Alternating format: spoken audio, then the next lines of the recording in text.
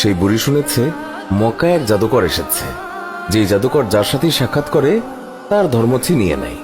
বুড়ি সেই জাদুকর থেকে পলায়ন করছিল এই ভয়ে যে সেই জাদুকর যেন তার বাপদাদার ধর্ম তার কাছ থেকে ছিনিয়ে নিতে না পারে। হঠাৎ সেই রাস্তা দিয়ে মহানবী সাল্লাল্লাহু আলাইহি ওয়াসাল্লাম যাচ্ছিলেন।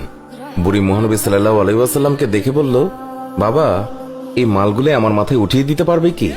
মহানবী সাল্লাল্লাহু আলাইহি ওয়াসাল্লাম যখন মালগুলি তুলে দিতে গেলেন, তখন তিনি দেখলেন মালগুলো খুবই ভারী, আর এত ভারী যা বুড়ি উঠাতেই পারবে না।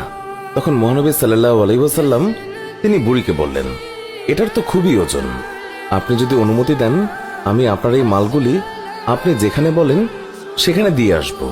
বুড়ি তো খুবই খুশি, সে খুশি মনে অনুমতি দিল। মহানবী সাল্লাল্লাহু আলাইহি ওয়াসাল্লাম সকল মালপত্র নিজের মাথার উপর তুললেন আর বুড়ির সাথে পথ চলতে লাগলেন। আর বুড়ি পুরো রাস্তায় ওই জাদুকরকে বকা দিতে দিতে গেলেন। মহানবী সাল্লাল্লাহু আলাইহি ওয়াসাল্লাম বুঝলেন বুড়ি কার ওপর প্রচন্ড রেগে আছেন। তাই মহানবী সাল্লাল্লাহু আলাইহি ওয়াসাল্লাম বুড়িকে প্রশ্ন করেন, মক্কা ছেড়ে কেন যাচ্ছেন? বুড়ি বলল, আমি শুনেছি মক্কায় এক জাদুকর এসেছে যে মানুষের ধর্ম লুটে নিচ্ছে।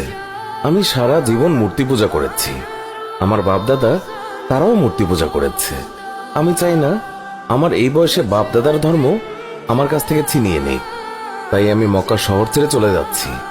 মহানবী সাল্লাল্লাহু আলাইহি ওয়াসাল্লাম বুড়ির কথা শুনে তার মাল ফেরত দেননি, বরং যত্নের সাথে মাথায় করে বুড়ির সব মালামাল বহন করে নিয়ে গেলেন।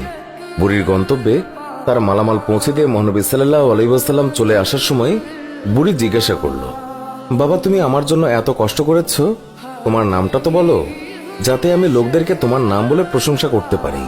আমি মক্কা থেকে এক জাদুকরের ভয়ে পালিয়ে এসেছি, সাথে আমি মানুষের কাছে এও যেন বলতে পারি যেই মক্কায় জাদুকর আছে সেই মক্কায় তোমার মতো উঁচু মনের নওজওয়ানও আছে, উদার পরোপকারী যুবকও আছে। আমি তাদের কাছে তোমার নাম বলে বলে প্রশংসা করব। বুড়ির কথা শুনে মহানবী সাল্লাল্লাহু আলাইহি ওয়াসাল্লাম হেসে দিলেন আর বললেন, যে জাদুকরের ভয়ে আপনি মক্কা ছেড়ে এসেছেন সেই জাদুকর আপনার সামনে দাঁড়িয়ে আছে। বুড়ি বলল, সত্যি সত্যি আপনি মুহাম্মদ? হুজুর বললেন, হ্যাঁ, আমি সেই মুহাম্মদ। তখন বুড়ি বলল, তাহলে আপনার জাদু আমার উপর ক্রিয়া করে ফেলেছে। সুবহানাল্লাহ, আপনি আর দেরি করবেন না, আমাকে পাক কালেমা পড়িয়ে দিন, লা ইলাহা ইল্লাল্লাহু মুহাম্মাদুর রাসূলুল্লাহ।